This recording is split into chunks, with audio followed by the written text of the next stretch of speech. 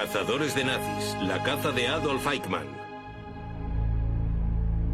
Adolf Eichmann, el cerebro que ideó la logística de la solución final de Hitler.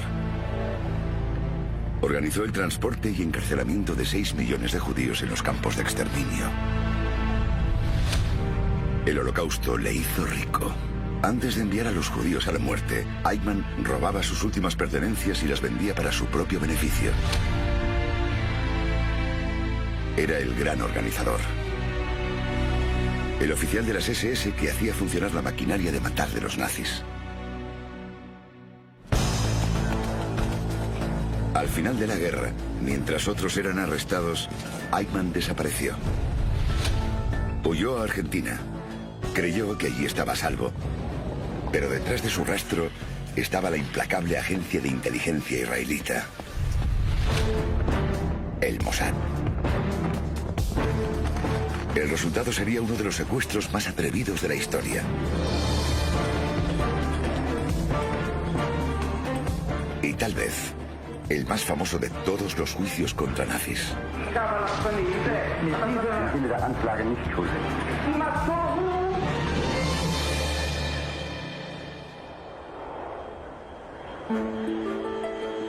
Abril de 1960. Un avión de la compañía El Al aterriza en Argentina. A bordo, viajaban un grupo de hombres haciéndose pasar por miembros de la tripulación. Eran miembros del Mossad, el temible servicio secreto de Israel. Su misión era localizar y secuestrar a uno de los criminales de guerra más famosos que todavía seguía huido. Adolf Eichmann. Los israelíes querían hacerle pagar por sus crímenes.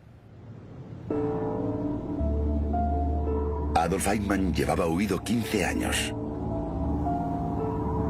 Se escondía junto a otros ex-nazis en Argentina. El plan para secuestrarlo y llevarlo a juicio constituía una misión de alto riesgo. En caso de fracasar, podrían causar un grave incidente internacional. Pero si tenían éxito, llevarían al fin ante la justicia a uno de los principales responsables del Holocausto. Eichmann ignoraba en aquel momento que sus días como hombre libre estaban contados. Su pasado estaba a punto de volver para perseguirle. Adolf Eichmann se crió en Austria. Antes de convertirse en nazi, su vida había resultado un fracaso. Abandonó los estudios muy pronto, sin obtener ninguna cualificación. Posteriormente, fracasó como mecánico.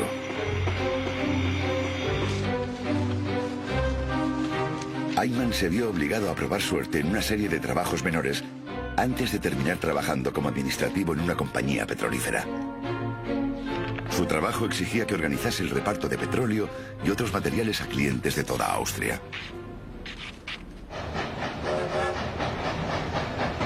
Aquel mal estudiante empezaba a encontrar su camino. Calculaba hasta el más mínimo detalle los calendarios de entrega de la empresa. Y se aseguraba de que los bienes se entregasen con la mayor eficacia. Eran los inicios de los años 30 y una nueva fuerza política transformaría su vida. Las políticas de tintes derechistas de Adolf Hitler sedujeron a Eichmann. La retórica sobre una gran Alemania que incorporase a Austria para formar un imperio ario caló hondo en el joven administrativo.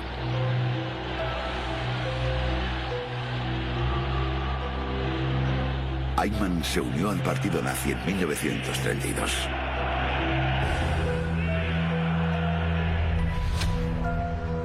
Su camino hacia el mal acababa de empezar.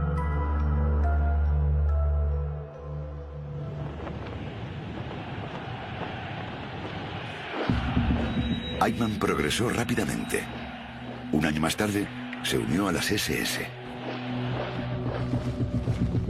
Las SS eran la guardia personal de Hitler. Protegían al líder nazi allá donde iba y formulaban un juramento de lealtad. En primer lugar, a Hitler y en segundo al partido nazi. Entrar en las SS no era una tarea sencilla. Los candidatos debían demostrar su pureza racial y una buena forma física. Para un hombre cuya vida había sido un fracaso, aquello significaba al menos alcanzar cierto estatus, y ya nunca volvió a mirar atrás.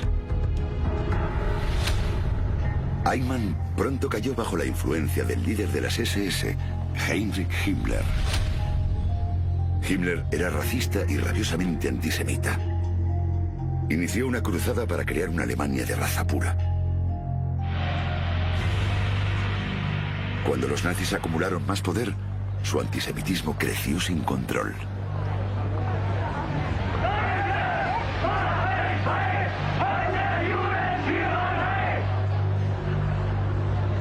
Himmler quería una respuesta al problema judío.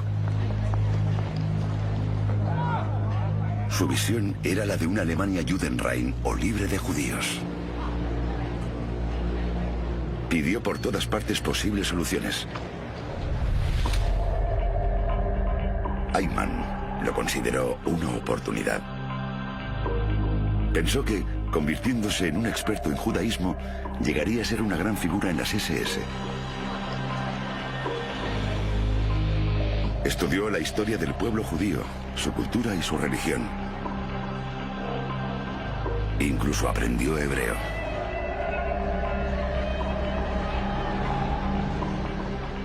El primer plan de los nazis consistía en repatriar y deportar a los 200.000 judíos de Alemania.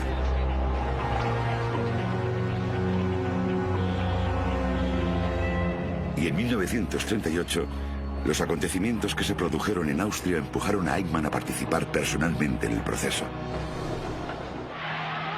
En marzo, la Alemania de Hitler se anexionó a Austria.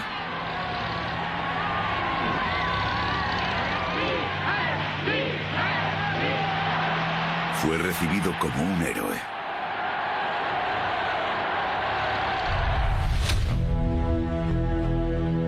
Adolf Eichmann fue enviado a Austria para ocuparse de los judíos.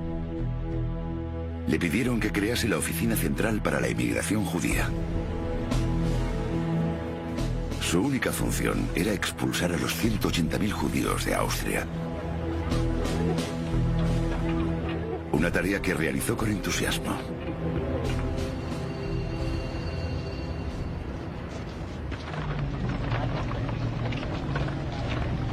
A Eichmann no le importaba a dónde irían los judíos o cómo llegarían hasta allí. Su único objetivo era simplemente librarse de ellos. Y para lograrlo, empleó el terror y la intimidación. 100.000 judíos fueron expulsados en un año.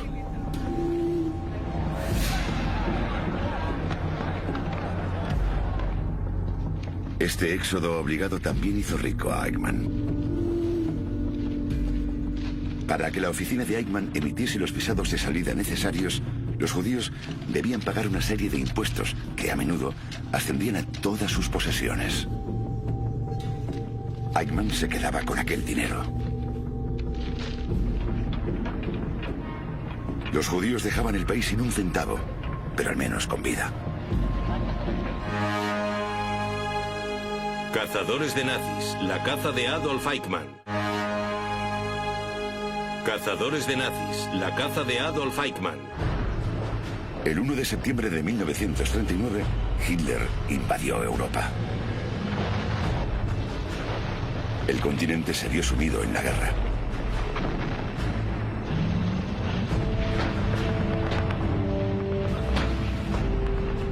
La Blitzkrieg o guerra relámpago alemana arrasaba todo lo que encontraba a su paso.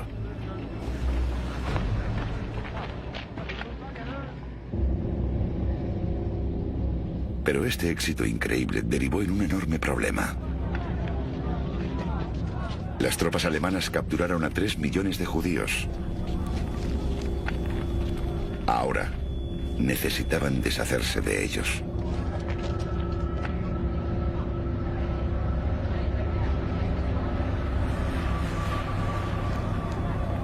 En un primer momento, Se enviaron escuadrones especiales de soldados y policía para ejecutarlos. Miles de judíos fueron asesinados de este modo.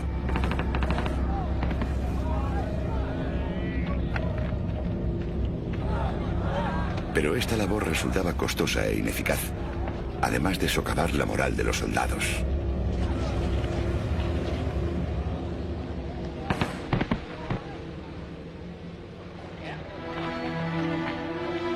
Mientras los nazis decidían qué hacer con los judíos que seguían con vida, necesitaban un plan provisional. Para ello recurrieron de nuevo a Eichmann. Recibió la orden de establecer guetos, zonas amuralladas diseminadas por toda la Polonia ocupada.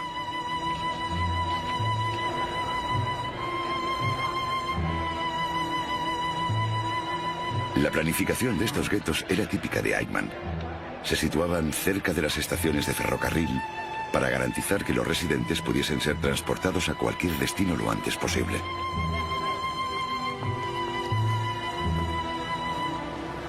El número incalculable de muertes en los guetos a causa del hambre y las enfermedades también resultaba conveniente para Eichmann.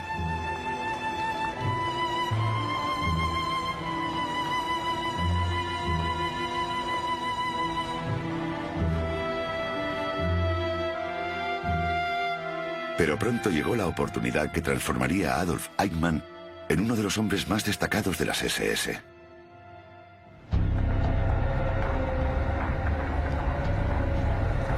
En julio de 1941, Eichmann fue citado por Reinhard Heydrich, el segundo de Himmler en las SS.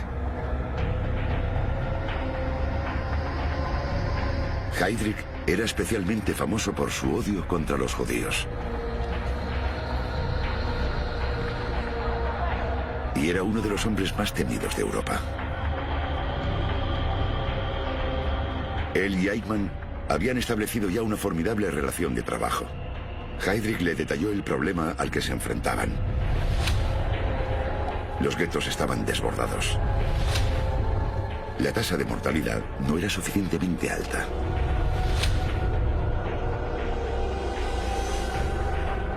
Heydrich necesitaba a alguien que le ayudase en una labor muy importante. Eichmann fue puesto al mando de la subsección IVB4 de la Oficina Central de Seguridad del Reich. Situado en un edificio poco llamativo de la Kurfürstenstraße de Berlín, este inocuo departamento escondía un oscuro secreto. Desde aquí, Eichmann ayudaría a aplicar la política conocida como la solución final. Se había decidido enviar a los judíos a unos campos especiales de exterminio. Allí serían asesinados en masa mediante un gas tóxico. Un método rápido e industrial que resultaba barato y eficaz. Los cuerpos serían incinerados posteriormente en hornos.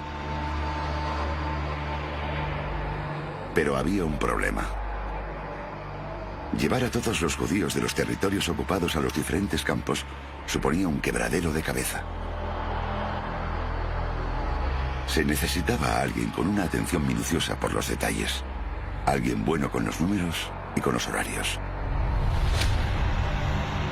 Adolf Eichmann se convirtió en el administrador de transporte de la solución final.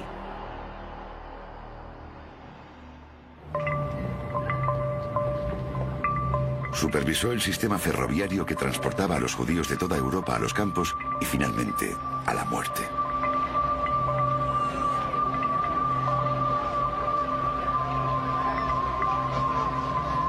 Era tan bueno en su trabajo que el comandante del campo de exterminio de Auschwitz se quejó de que Eichmann estaba enviándole más cargamento humano del que él podía asesinar.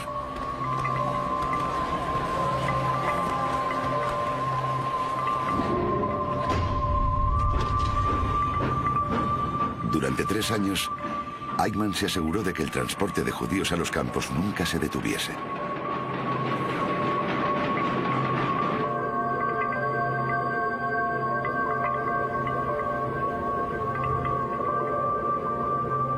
Pero en septiembre de 1944, el curso de la guerra se había tornado en contra de Alemania.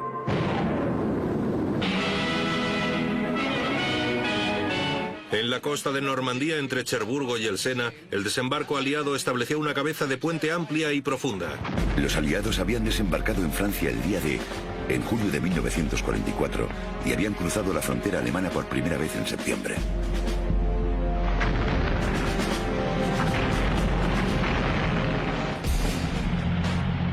Ya en territorio alemán, los aliados intentaron abrirse paso hacia el corazón del Reich.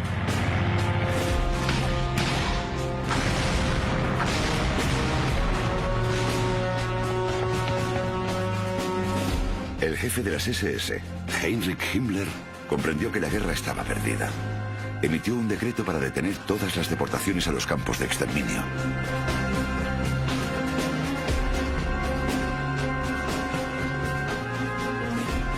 Himmler esperaba ocultar todas las pruebas posibles de las atrocidades nazis ante el avance de los aliados. Pero Eichmann no se dio por aludido.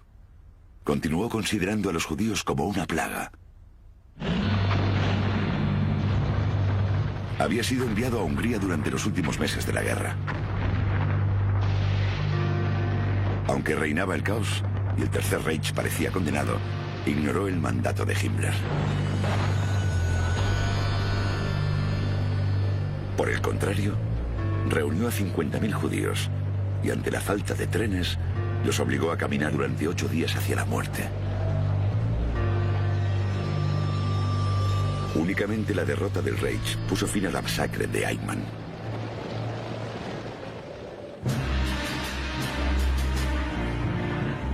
El 7 de mayo de 1945, Alemania firmó su rendición.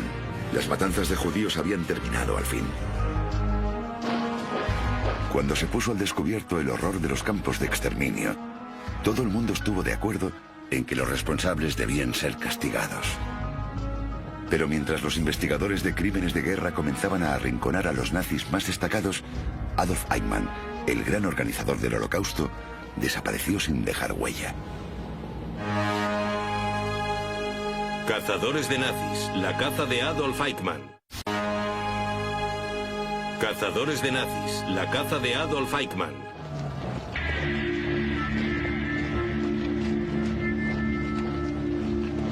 Eichmann se mezcló entre la multitud de prisioneros de guerra y soldados alemanes desmovilizados que estaban atravesando Alemania.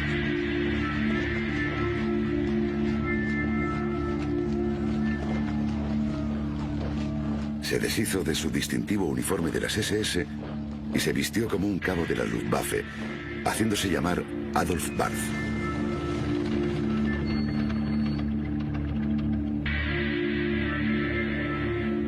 Tras caminar durante varios días, Eichmann había llegado hasta las afueras de la ciudad de Ulm, al sudoeste de Alemania. Allí, fue interceptado por una patrulla del ejército de los Estados Unidos y trasladado a un campo de prisioneros de guerra en Weiden. Mientras Eichmann esperaba a ser juzgado, se dio cuenta de que a los oficiales se les eximía del trabajo físico, mientras que los demás internos tenían que trabajar duro todos los días. Así que cambió de identidad una vez más. Se hizo llamar Otto Eichmann, un oficial subalterno.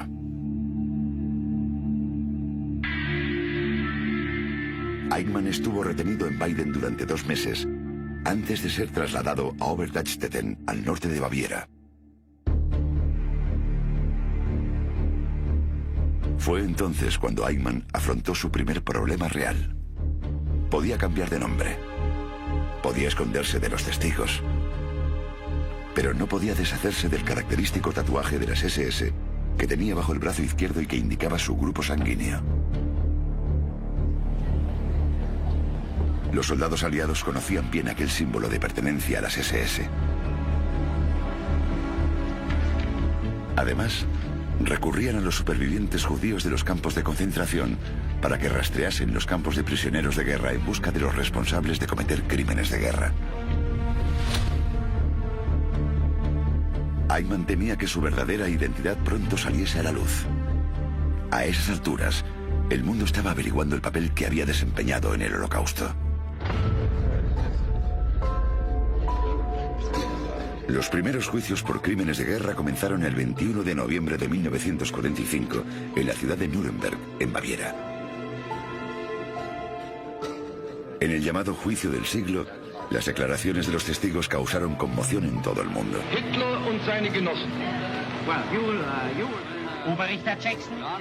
Mientras se describía el verdadero horror de lo ocurrido en los campos de exterminio, los acusados trataban desesperadamente de descargarse de responsabilidad.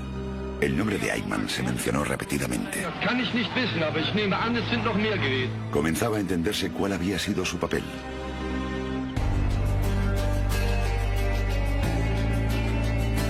Por ello, el 5 de febrero de 1946, Eichmann se escapó. Con la ayuda de los oficiales de las SS en el campo, consiguió zafarse a través de una zona no vigilada de la alambrada. Se dirigió hacia el sur, al pequeño pueblo de Prien, donde pasó las 6 semanas siguientes, acogido por unos simpatizantes de las SS. Desde allí, Eichmann se trasladó al pueblo de Eversen, al norte de Alemania.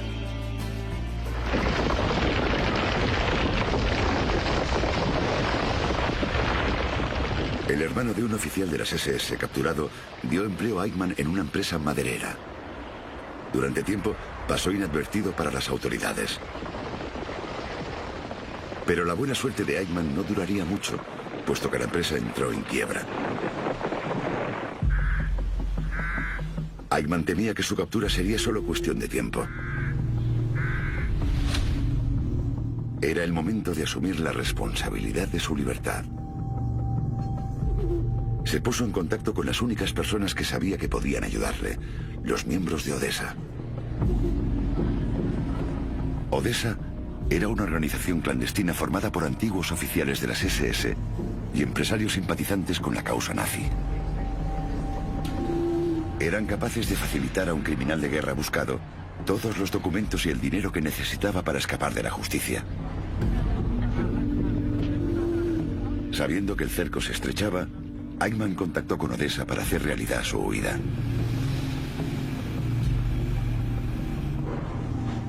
En la primavera de 1950, con la ayuda de Odessa, viajó en tren a Múnich y desde allí atravesó los Alpes austriacos por el paso de Brenner hasta llegar al norte de Italia. Un par de días después, se dirigió a Génova, en la costa noroeste de Italia. Allí le expedieron un pasaporte de la Cruz Roja. Posteriormente, llevó el pasaporte al consulado argentino, donde se le facilitó un visado de entrada y, lo más importante, un certificado de identidad. El 17 de junio, Eichmann, ahora conocido como Ricardo Klement, subió a bordo de un barco con destino a Buenos Aires. En los años 50, Argentina era un buen lugar para un antiguo nazi. El presidente del país, Juan Perón, y su esposa Eva Perón eran simpatizantes del fascismo. Miraron hacia otro lado ante la llegada de fugitivos nazis tras el final de la guerra. Logró un trabajo a tiempo completo como ingeniero en una empresa de construcción, más de 1000 kilómetros al noroeste de Buenos Aires. La compañía estaba financiada por el gobierno argentino y daba empleo a más de 300 alemanes, entre ellos varios altos oficiales del partido nazi. Eichmann se asentó discretamente en una pequeña casa en un pueblo de la montaña. Una vez borrado su rastro en Europa, se sintió a salvo por primera vez en 5 años, en un país que no estaba interesado en su pasado. Pero había un hombre que seguía buscándole. Simon Wiesenthal. Había decidido dedicar su vida a localizar a los criminales que habían escapado de la justicia al final de la guerra. En 1950, su archivo con el historial de guerra de Eichmann destacaba sobre los demás. Wiesenthal sospechaba que, al igual que muchos otros ex-nazis, Eichmann probablemente estaba escondido en Sudamérica. El único problema era que no tenía ni idea de dónde.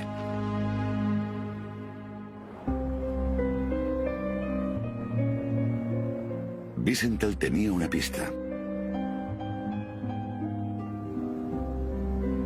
La esposa y la familia de Eichmann vivían en este pueblo de la región de Alte See de Austria. Pero en junio de 1952, la esposa de Eichmann se llevó a sus hijos y desapareció sin dejar rastro. Wiesenthal estaba convencido de que iban a reunirse con Eichmann. La familia de Eichmann estaba efectivamente en Argentina. Vivían en Olivos, un distrito venido a menos de Buenos Aires. Pero la economía argentina estaba en crisis y, como muchos otros en el país, el antiguo nazi estaba pasando por tiempos difíciles. Mientras tanto, en Austria, la noticia de que Eichmann estaba en Buenos Aires había llegado a oídos de Simon Wiesenthal. El soplo se lo dio a un informador, mostrándole una carta en la que se detallaba el paradero de Eichmann. La caza volvía a comenzar. Wiesenthal contactó inmediatamente con el consulado de Israel en Viena y les transmitió la información. Pero muy a su pesar, no hubo ninguna reacción.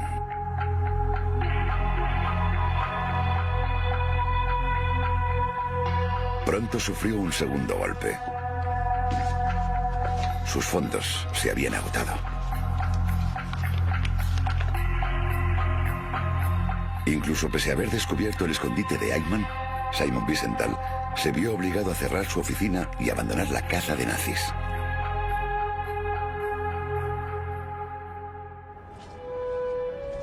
Al no poder pagarse el viaje a Buenos Aires, envió sus archivos a la Fundación Yad Vashem en Israel. Su archivo contenía millones de datos catalogados sobre los crímenes de los nazis contra la humanidad.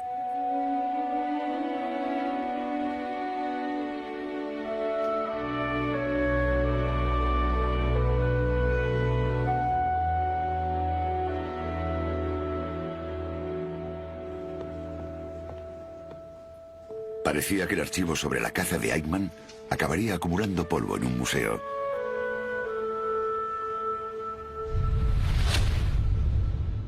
Y que el gran organizador del Holocausto quedaría impune por sus crímenes.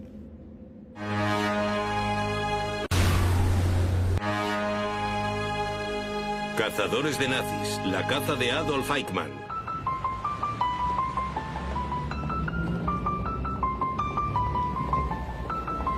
En 1957, el foco de la búsqueda de Eichmann se trasladó a Frankfurt. Fritz Bauer, fiscal general de la región de Hesse, en Alemania Occidental, era un superviviente de los campos de concentración. En abril, recibió una carta de otro superviviente de los campos. La carta incluía la dirección de la familia Eichmann en un barrio residencial de Buenos Aires.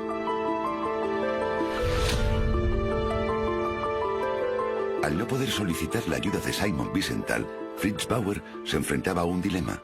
¿Qué hacer con aquella valiosa información de inteligencia? Era un socialdemócrata, antinazi y judío. Y recibió la información de dónde estaba viviendo Eichmann y con qué nombre. En lugar de dársela a la policía alemana o a la Oficina de Asuntos Exteriores de Alemania, habló con los israelíes y les dio a ellos la información. Bauer podía haber acudido al gobierno alemán en Bonn, pero sus motivos para acudir a los israelíes eran obvios. Le pregunté, ¿por qué? Era un funcionario de otro país. Me dijo que en aquel momento había algunas personas que simpatizaban con los nazis en los círculos gubernamentales alemanes y que estaba seguro de que si les daba a ellos la información, la habrían archivado o perdido, o Eichmann habría cambiado de nombre y de domicilio. El archivo fue a parar al despacho de uno de los hombres más formidables de Israel. Isser Harel, jefe del Mossad, la agencia de servicios secretos más eficaz del mundo.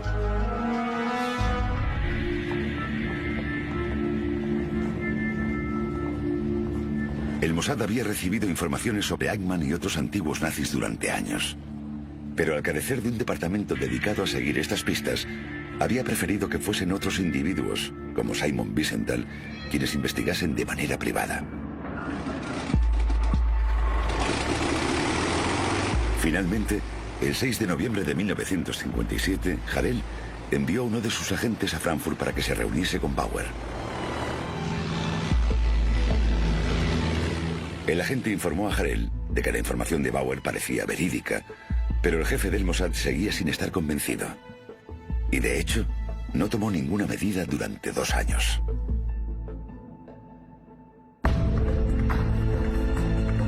Fritz Bauer acabó perdiendo la paciencia. Solicitó una reunión con su homólogo, el fiscal de Israel,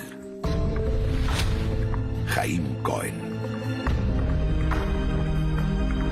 Cohen sugirió que él, Bauer y Harel se reuniesen una última vez para revisar las pruebas. Entre los tres, acordaron enviar a un equipo para someter a Eichmann a vigilancia.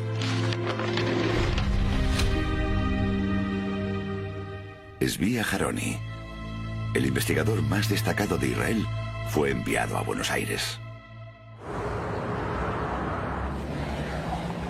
A su llegada, Aharoni acudió a la embajada de Israel y reclutó a algunos voluntarios locales para ayudarle a vigilar a Eichmann.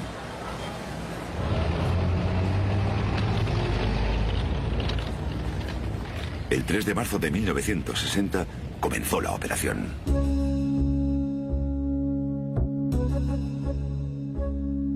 Aharoni y su equipo lograron acercarse a su objetivo.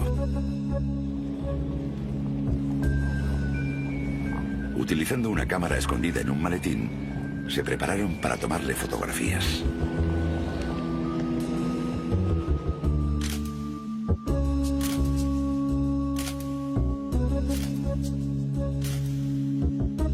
No había duda de que era Eichmann.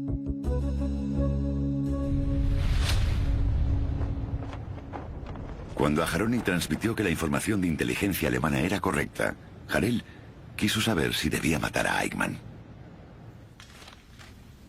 Para ello acudió al primer ministro de Israel, David Ben-Gurion, pidiéndole consejo. Tenemos la información de que Eichmann está vivo y en Argentina. ¿Qué deberíamos hacer? Y Ben-Gurion dijo, traedlo vivo o muerto. Para entonces, Ben-Gurion adoptó una decisión con grandes repercusiones. Esperó un momento y dijo, mejor traedlo vivo. Será muy importante para las generaciones más jóvenes. El Mossad recibió la orden de secuestrar a Eichmann y llevarlo a Israel para que fuese juzgado. El razonamiento de Ben-Gurion era sencillo. Creía que el mundo estaba olvidando el sufrimiento que habían sufrido los judíos de toda Europa menos de 2 décadas antes. Capturando a Eichmann y juzgándolo por sus crímenes, el mundo recordaría los horrores del Holocausto.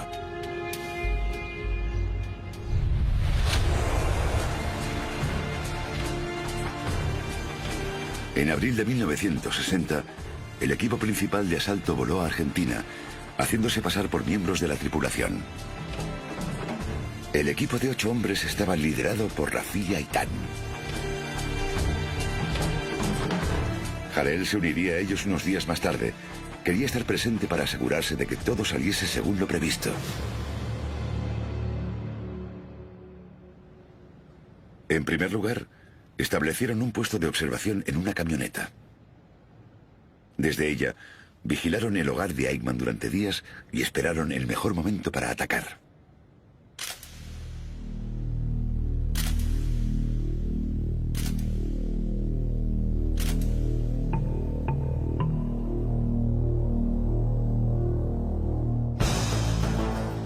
Finalmente, alrededor de las 8 de la tarde del 11 de mayo, entraron en acción. Eichmann se resistió brevemente, pero rápidamente fue reducido e introducido en el coche, que arrancó a gran velocidad. Lo llevaron a una casa. Lo retuvieron como prisionero. Y en uno de los momentos de mayor tensión, les dijo, Ich bin Adolf Eichmann. Le preguntaron quién era, y él dijo, soy Adolf Eichmann, y sé que estoy en manos de los israelíes. Permaneció retenido en un lugar secreto durante varios días, a la espera de que el equipo del Mossad pudiese llevarlo a Israel.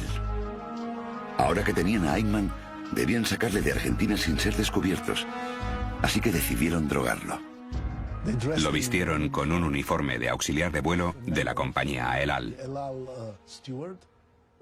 Unas noches antes de la salida del avión, los supuestos auxiliares de vuelo solían volver un poco borrachos, después de haber pasado un buen rato en los clubs de Buenos Aires.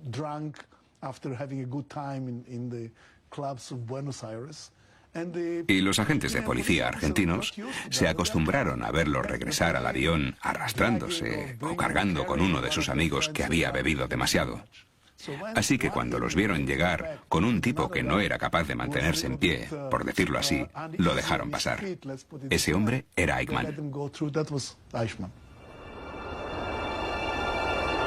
A las 7:35 de la mañana del 22 de mayo de 1960, el avión que transportaba a Eichmann aterrizó en Tel Aviv. Eichmann estaba al fin en territorio de Israel.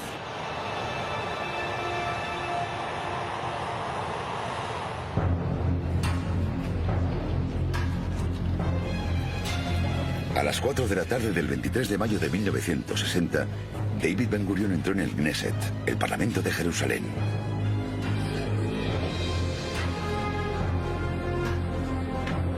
Allí anunció que Adolf Eichmann, uno de los criminales de guerra más buscados, había sido capturado. Y aún más importante, que ya estaba en Israel e iba a ser juzgado.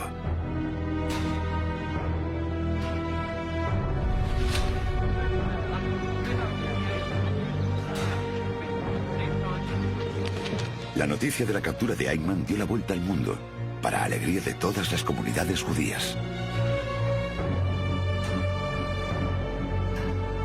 Pero Argentina se mostró menos entusiasta al saber del secuestro ocurrido en su territorio y exigió que el nazi fuera repatriado.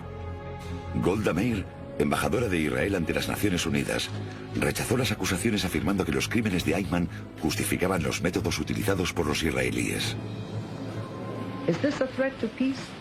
Eichmann brought to trial by the very people to whose total physical annihilation he dedicated all his energies, even if the manner of his apprehension violated the laws of the Argentine. Mientras se realizaban los preparativos para el juicio de Eichmann, los israelíes se dispusieron a cimentar su acusación.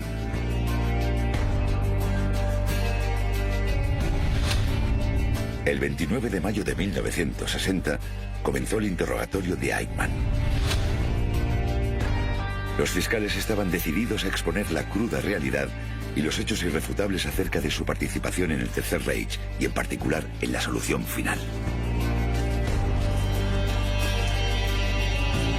Durante los 9 meses siguientes, soportó 275 horas de interrogatorios que llenaron más de 3.000 páginas de anotaciones.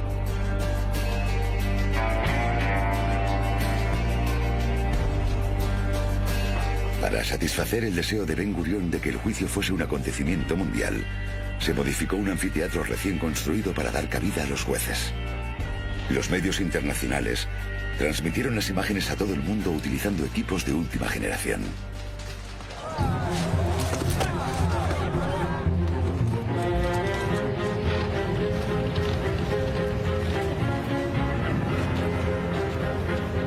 El juicio contra Adolf Eichmann comenzó en Jerusalén a las 9 de la mañana del 11 de abril de 1961, ante 3 de los jueces más relevantes del país. Los 3 eran judíos que habían escapado de Alemania en 1933, el año en que Adolf Hitler se convirtió en canciller.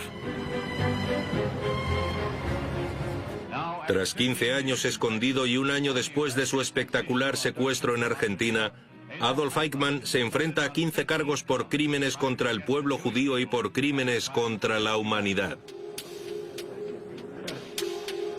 Protegido por un cristal a prueba de balas, Eichmann se preparó para defenderse. No solo estaba acusado de crímenes contra los judíos, sino también de crímenes contra personas no judías y de pertenencia a organizaciones hostiles, entre ellas las SS y la Gestapo.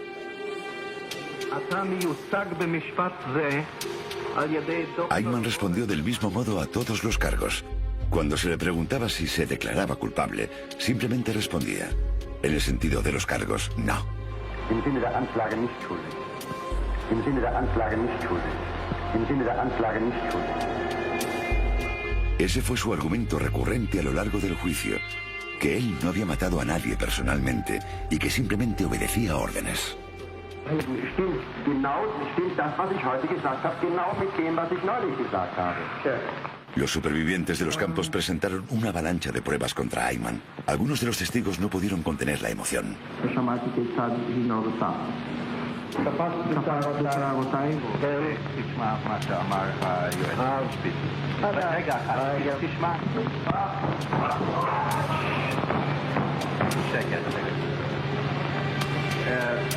שבו במקומכם בבקשה, אני מבקש מאוד, כן? כל אחד יושב במקומו. תצא מכאן, אתה מפריע.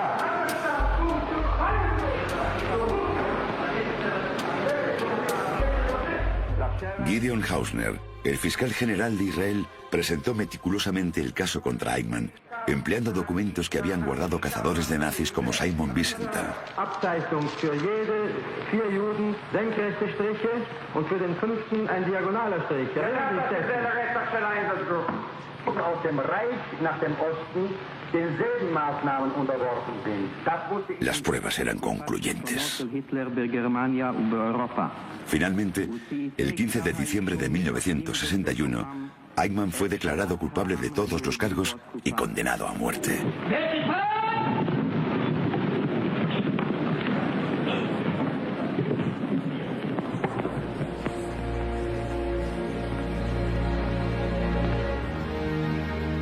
La sentencia se aplicó a la medianoche del 1 de junio de 1962. Fue la primera y la última vez que el Estado de Israel llevó a cabo una ejecución judicial. El cadáver de Eichmann fue incinerado al abrigo de la oscuridad en un horno improvisado y sus cenizas se esparcieron a lo largo de varios kilómetros en el mar Mediterráneo. Las autoridades de Israel no querían dejar ninguna huella que pudiera convertirse en un santuario nazi.